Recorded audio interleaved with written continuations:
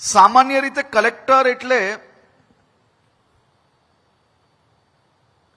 આપણા સૌના મનની અંદર કલેક્ટર એટલે શું થઈ ગયું છે? કલેક્ટર એટલે માત્ર લેન્ડ ગવર્નન્સ પૂરતા આધારિત નથી.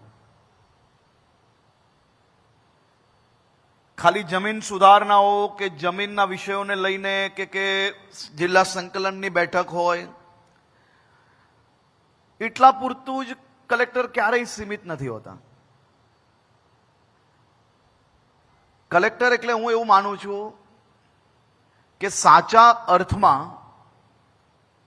એ પોતાના જિલ્લાના વડા છે, પરંતુ ધીરે ધીરે કરીને શું આપણે સૌ લોકો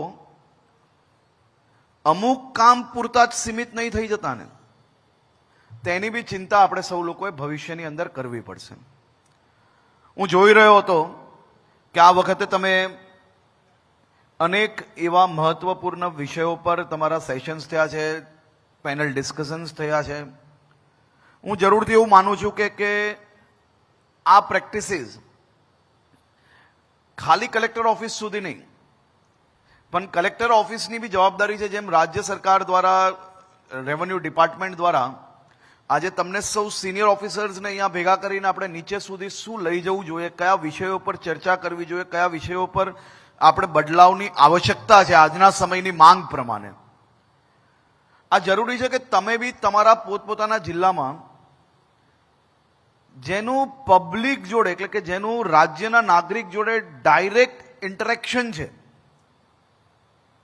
એ કર્મચારી સુધી જો તમે પહોંચશો તો જ સાચો બદલાવ આખા રાજ્યની અંદર નજરે પડશે. કારણ કે સિસ્ટમ એડમિનિસ્ટ્રેશનની અંદર તો બદલાવ આવી જશે, પણ એ બદલાવ જો સીધો લાભ એનો પબ્લિકને નહીં મળશે તો એ બદલાવ ક્યારેય નજરે નહીં પડશે. અને સાચા અર્થમાં ઉપયોગ કોને કરાવવો છે, આપણે કોને લાભ આપવો, તો રાજ્યના નાગરિકોને આપવો છે. તો મારી આ આપણે સૌને વિનંતી છે કે તમે સૌ લોકો બી પોતપોતાના જિલ્લામાં જઈને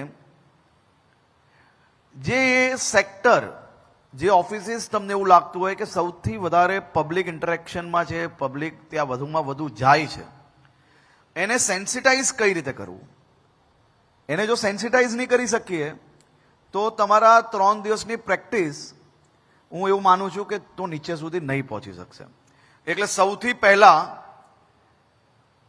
ગ્રાઉન્ડ લેવલ તક, ગ્રાઉન્ડ ઝીરો તક તમે કઈ રીતે પહોંચી શકો તેનું પ્લાનિંગ કરવું જોઈએ.